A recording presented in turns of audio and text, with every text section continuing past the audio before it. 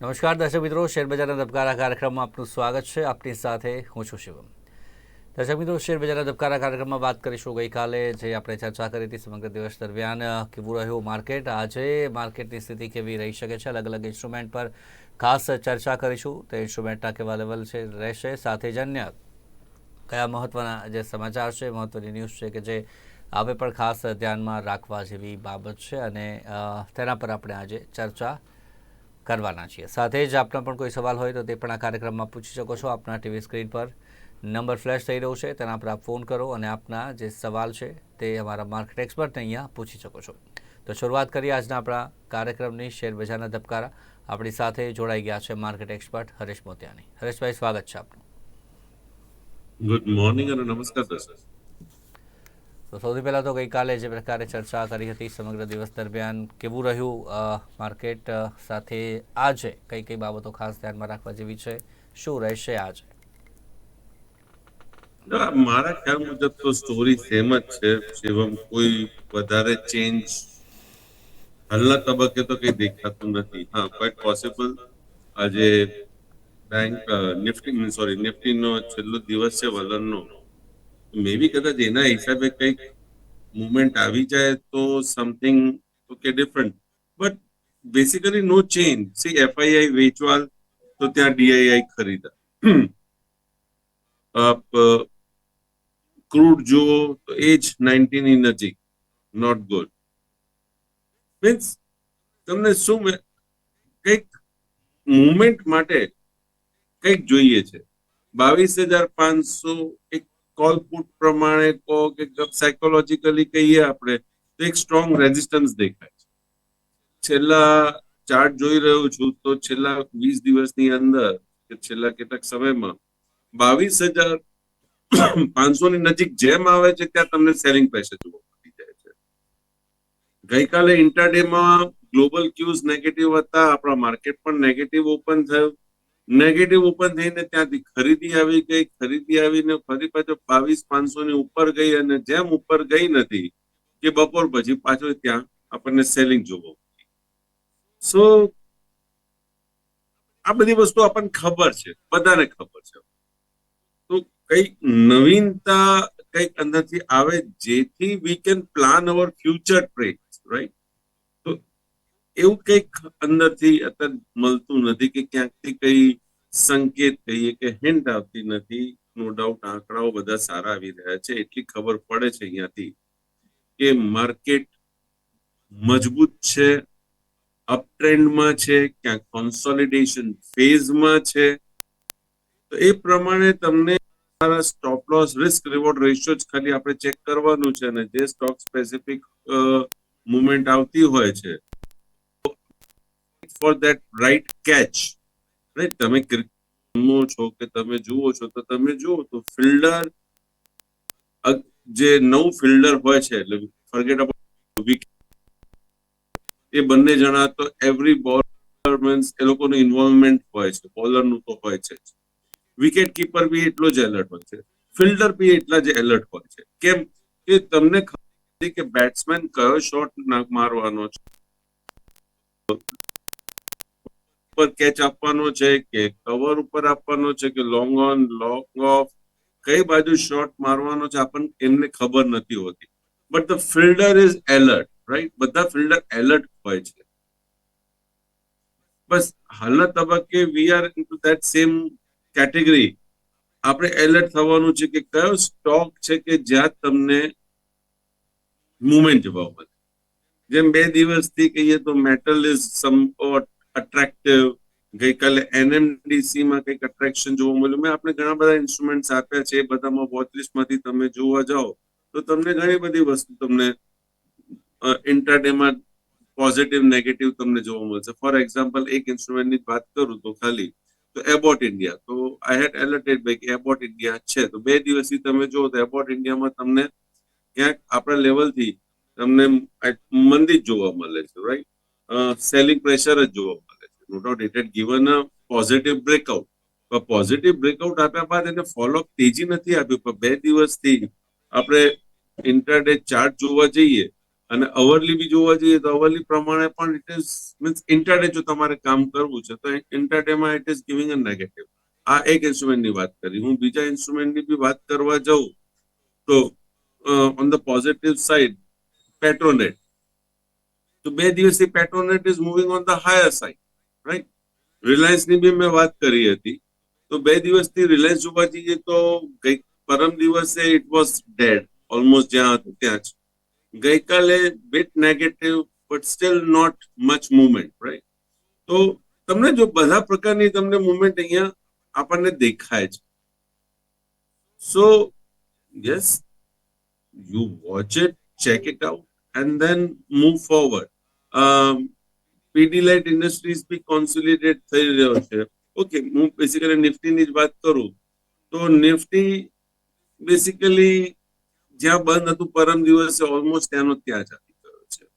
એક મુવમેન્ટ દેખાતી હતી.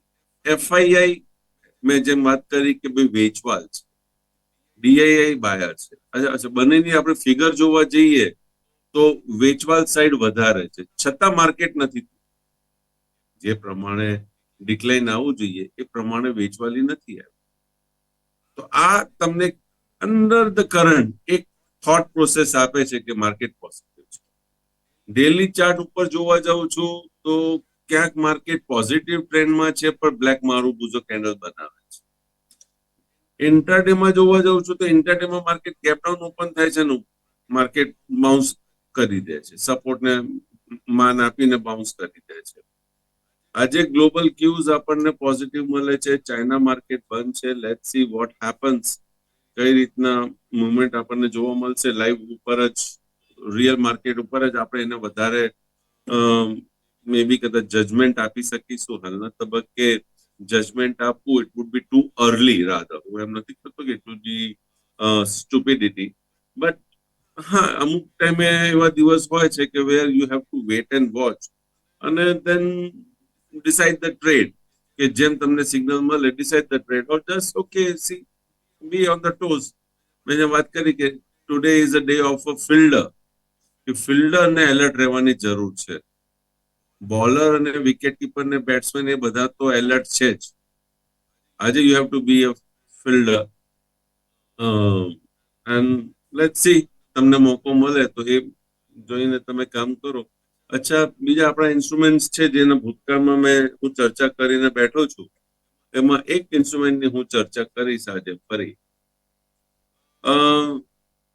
If I could remember it right, June 2023, May 2023, 31 તારીખની આજુબાજુ, મે 31, મે 30, આઈ થિંક લાસ્ટ વીકમાં આઈ વોઝ સેઇંગ કે મને આ ઇન્સ્ટ્રુમેન્ટ 100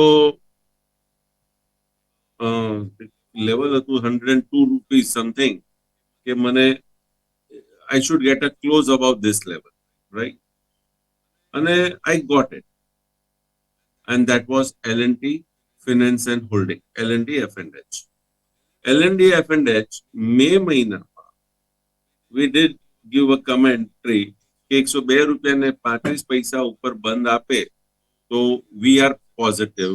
અને આપણને મે મહિનામાં 31 તારીખ મે મહિના we got that particular condition fulfil.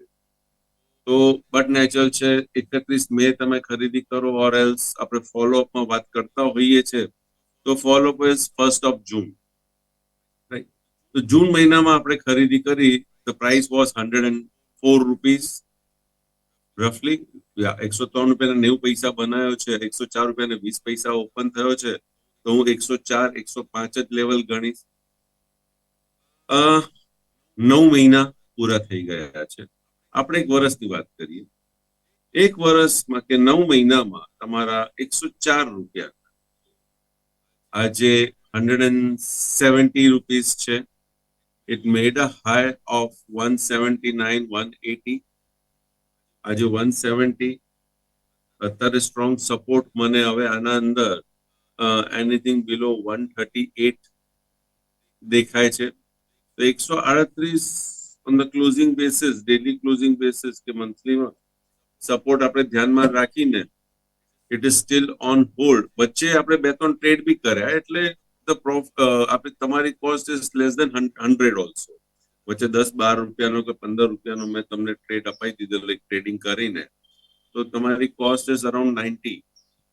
તો નુકસાન તો આમાં છે જ નહીં. Your money has already doubled in 9 months. બસ તો આ રીતના ઇન્સ્ટ્રુમેન્ટ ચેક કરો અને પછી એના અંદર ઇન્વેસ્ટમેન્ટ કરો, ટ્રેડિંગ કરો. See this is what the market is. અને જો તમને તમારા સરકાર ઉપર ભરોસો હોય, તમને તમારા દેશના લોકો ઉપર ભરોસો હોય અને તમને તમારા ઉપર ભરોસો હોય, તો ખાલી એક જ ડાયલોગ યાદ રાખો. હું તો અત્યારે એક જ ડાયલોગ યાદ રાખું છું, ये तो अभी ट्रेलर था. આગળનું સ્ટેટમેન્ટ હું કહી દઉં છું, તો પિક્ચર અભી બાકી હૈ. જો એ વસ્તુ થશે તો સી ખબર માર્કેટ ક્યાં પહોંચશે, રાઈટ? ગઈકાલે મેં તમને ગોલ્ડની બી વાત કરી, 2250-60 કોમેક્સમાં જ્યારે યુએસ ડોલરમાં એનો ભાવ હતો ત્યારે મેં તમને વાત કરી કે અમારા એક મિત્ર સાથે વાત ચાલતી હતી, અમે બેઠા હતા, વાતો કરતા હતા. તેને કીધું કે નહીં જાય, પહેલા 2100 આવી જશે, આજે 2320 સુધી આવી ગયું છે.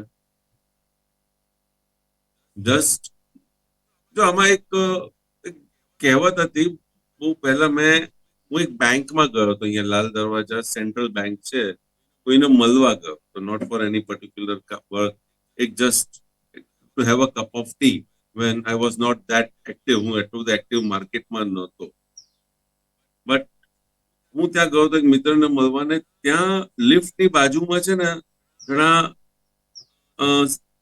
પ્રોવર્બ્સ તો કે આવા સ્ટેટમેન્ટ્સ લખીને હતા, જેમ આપણે ગુડ મોર્નિંગમાં આવતા હોય છે. ત્યાં જે વ્યક્તિ સાહસ કરે ને ત્યાં જ લક્ષ્મી પધારે, રાઈટ?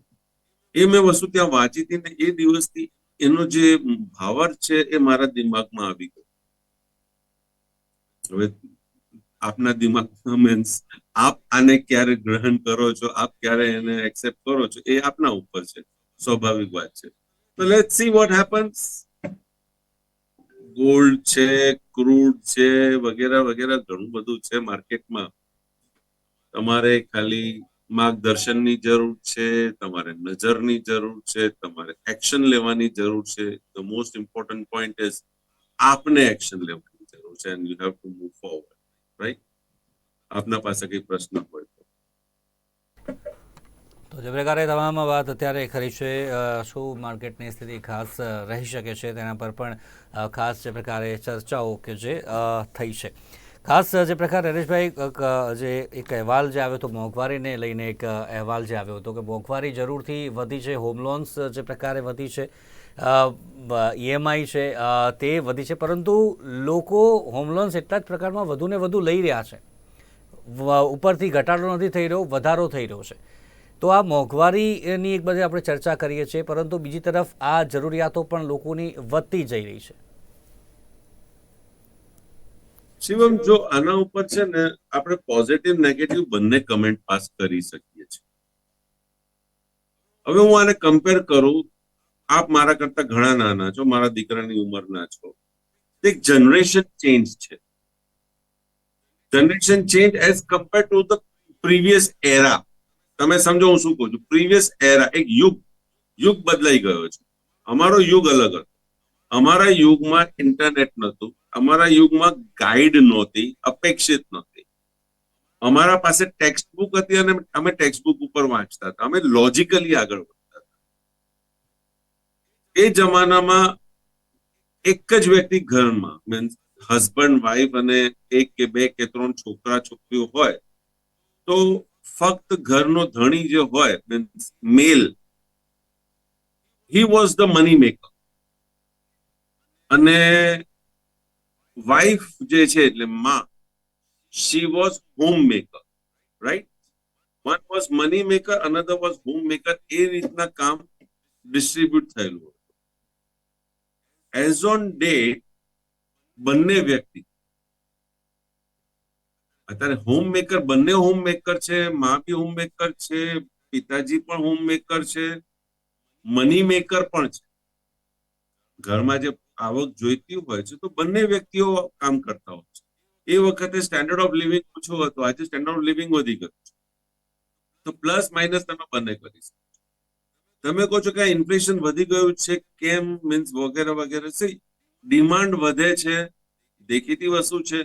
આપના પાસે સપ્લાય તો એ જ છે, આપના પાસે પ્રોડક્શન ના યુનિટ એ જ છે. ફોર એક્ઝામ્પલ, લેન્ડની વાત કરું કે ક્રૂડની વાત કરું તો તમારા પાસે બધી રો મટીરિયલ તો સેમ જ છે, તમે એને કઈ રીતના ઇન્ક્રીઝ કરવાના છો.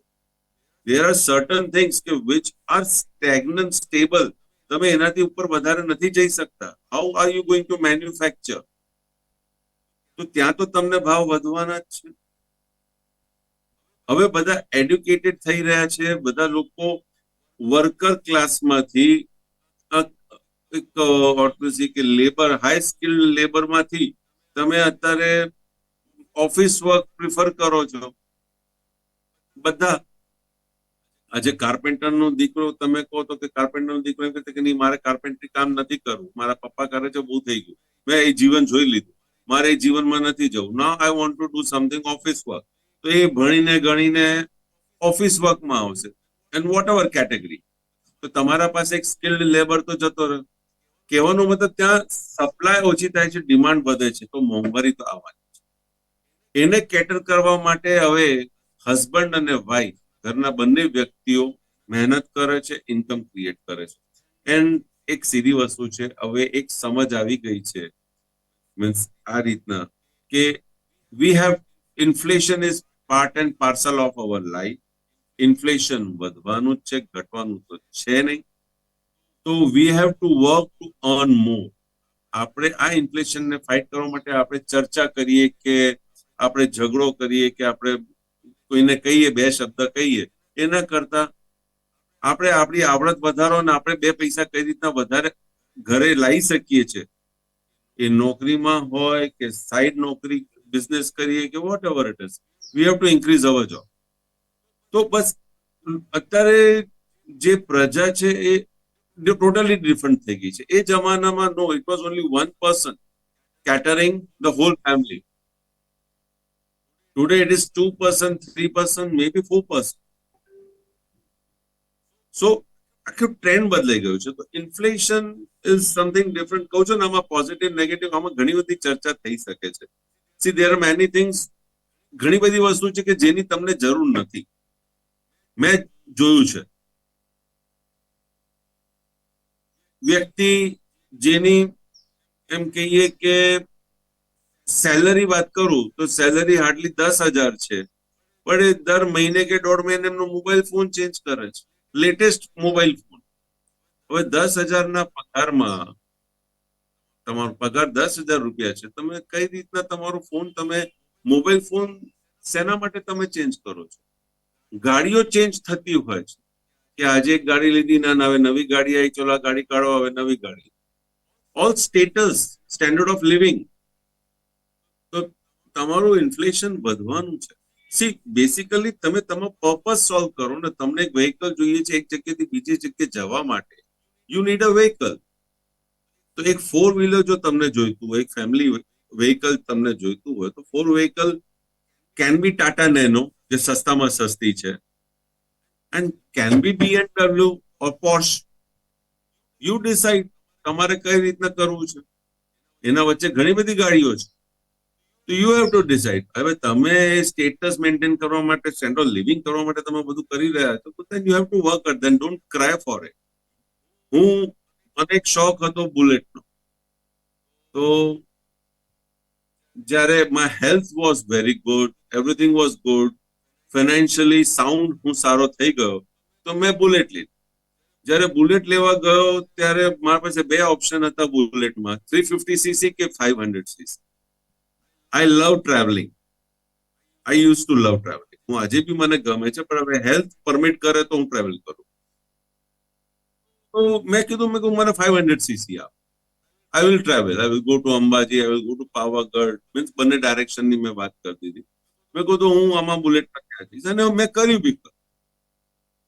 તો હું જયારે GTPL માં આવતો હતો, મીન્સ આ શો કરવા આવતો હતો, ત્યાંથી વળતી વખતે જયારે I was just coming back to my office, તો એક વ્યક્તિએ મને જોયો, means he was not knowing me કે હું હરેશ મોતિયાની છું, પણ એમને મારી બુલેટ ગમી અને હું ચલાવતો તો એને મે બી મારું પોસ્ચર ગમ્યું હશે કે વોટ એવર ઇટ ઇઝ. એ વ્યક્તિ મને થોડુંક એને સ્પીડ એની પોતાની વ્હીકલમાં સ્પીડ કરીને મને કીધું કે તમને આ વ્હીકલ સૂટ થાય છે. મેં કીધું થેન્ક યુ. પછી કીધું કે શું એવરેજ આપે છે, શું એવરેજ આપે છે. બધું આ શોખ છે, અને જયારે શોખ પૂરો કરવાનો હોય ને ત્યારે એવરેજ જોવાનું ના હોય. જ્યાં સુધી પોસાશે ત્યાર સુધી, જે દિવસે નહીં પોસાય હું આપી દઈશ. પોસાય નો મતલબ ફક્ત પૈસા રીતે નથી હોતું, ફાઇનાન્શિયલી નથી હોતું, હેલ્થ વાઇઝ બી હોય છે. અને જે દિવસે મને લાગ્યું કે ના કે હવે આ 500 cc ની બુલેટ હવે હું કંટ્રોલ નથી કરી શકતો, મારા બે પગ કંટ્રોલ નથી કરી શકતા, કે મારી શરીર કંટ્રોલ નથી કરી શકતું, I sold it out. Not because of money, because of other thing. તો સી, આમાં કહેવાનો મતલબ છે કે બધાનો પરવ્યુ, બધાનું દ્રષ્ટિકોણ અલગ હોય છે. આપે જે ઇન્ફ્લેશનની વાત કરી, તો see, till the people don't come out and cry, nothing to worry, nothing to worry. મોંઘવારી વધે છે. પાસાઓ પણ છે, તેની પણ આપણે વાત કરી કે અલગ અલગ શોખ બધાને હોય છે, અને કયા કયા કારણો છે તે પણ આપણે વાત કરી. કોલર જોડ્યા છે, કોલરને લઈ લઈએ. હલો. હેલો. જી. આપનો હેલો. જી, આપનો સવાલ જણાવશો. હા, હું કિરણભાઈ બોલું, વલ્લભ વિદ્યાનગરથી. હરેશભાઈ મારા ફ્રેન્ડ છે. હવે એમને મેં શુદ્ધ મેં લીધા છે, 28 મેં શુદ્ધ મેં લીધા છે 1000. હા, મેં શુદ્ધ લોન લીધા છે 1028 રૂપિયા. તો એને કેટલા ટાઈમ માટે મૂકી રાખીએ? 2 વર્ષ, 3 વર્ષ, 5 વર્ષ માટે? જી, ઓકે. સુઝલોન તેમણે લીધા છે, કિરણભાઈ છે વલ્લભ વિદ્યાનગરથી. 1000 લીધા છે તેમણે 28 રૂપિયાના ભાવના. તો હવે ક્યાં સુધી મૂકી રખાય? 2 વર્ષ, 3 વર્ષ, 5 વર્ષ સુઝલોન? શું ભાવમાં લીધા છે? 28 રૂપિયા.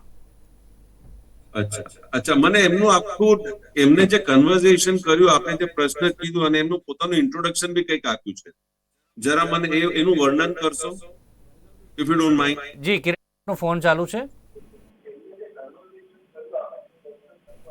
હેલો ના, તમે કિરણભાઈ. શિવમ આપ જ રિપીટ કરો ને, આપ જ કહેજો કે એમને શું કીધું હતું. જી કિરણભાઈ, આપે જે ફોન ચાલુ થતા પહેલા શું કહ્યું હતું? હરેશભાઈ મારા ફ્રેન્ડ છે, અમે ભેગા થયેલા છીએ આણંદમાં. હરેશભાઈના ફેન છો? ફ્રેન્ડ કે ફેન? ફેન કે ફ્રેન્ડ છો? ફ્રેન્ડ. ફ્રેન્ડ. વલ્લભ અચ્છા, વિદ્યાનગર. મિત્ર છે. તમે ના, ત્યાં એમને ભેગા એનો- થયેલા છો, એમને કિરણભાઈને વલ્લભ- ભેગા થયેલા છો તેવું કે છે. અ, શિવમ, આ પૂછવાનું કારણ એટલે છે કે મારા વલ્લભ વિદ્યાનગર અને આનંદમાં મારા પાસે 3 કિરણભાઈ છે. કયા કિરણભાઈ છે મને ખબર નથી. અને 3 મારા મિત્ર છે. બધા મારા મિત્ર છે. માતાજીના આશીર્વાદથી મેં દુશ્મન નથી ઉભા કર્યા, અને ઉભા કરવા બી નથી માંગતો. બધા મારા મિત્ર જ છે. હવે મારા મિત્ર થઈને એક સિમ્પલ લોજિક, મિત્ર થઈને ટીવી પર પ્રશ્ન પૂછે છે, મને ડાયરેક્ટ પૂછી શકે છે. ઓકે, સવાલ છે એમનો સુઝલોનનો. જોઈ લઈએ સુઝલોનનો ચાર્ટ. સુઝલોન બેસિકલી મેં આપ સૌને એટલે આ પ્લેટફોર્મ થકી આપણા જેટલા બી દર્શક મિત્રો છે બધાને મેં 18 રૂપિયાનો ભાવ હતો, 17 રૂપિયા ને 70 પૈસાનો એક્ઝેક્ટલી પ્રિસાઇસલી જે હતો લેવલ સ્ટોપ લોસ, એ સ્ટોપ લોસ સાથે મેં ખરીદવાની વાત કરી.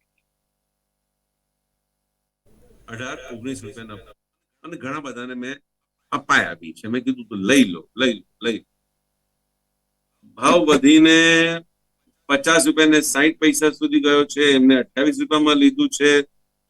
મારા મિત્રએ ક્યારે મને ફોન નથી કર્યો પૂછવા માટે. આજે કિરણભાઈ કે છે કે ઓકે, શું કરવું જોઈએ? મારા મતે તો જે રીતના ટ્રેન્ડ ચાલ્યો છે, હોલ્ડ ઇટ મને પોઝિટિવ દેખાય છે. હજી બી મને પોઝિટિવ દેખાય છે. ઓકે, હું ચાર્ટ જ જોઈ રહ્યો છું. તો મને સપોર્ટ ક્યાં દેખાય છે? તો 35 રૂપિયા ને 60 પૈસા. 35 રૂપિયા ને 60 પૈસાની નીચે બંધ આપે ઓન ધ વીકલી બેસિસ, તો જ આના અંદર રિસ્ક છે. એમની ખરીદી 28 રૂપિયાની છે, એટલે એમને નુકસાન તો નહીં જ જાય. Hold it with a stop loss of 35 rupees 60 paisa on the weekly closing basis. Simple.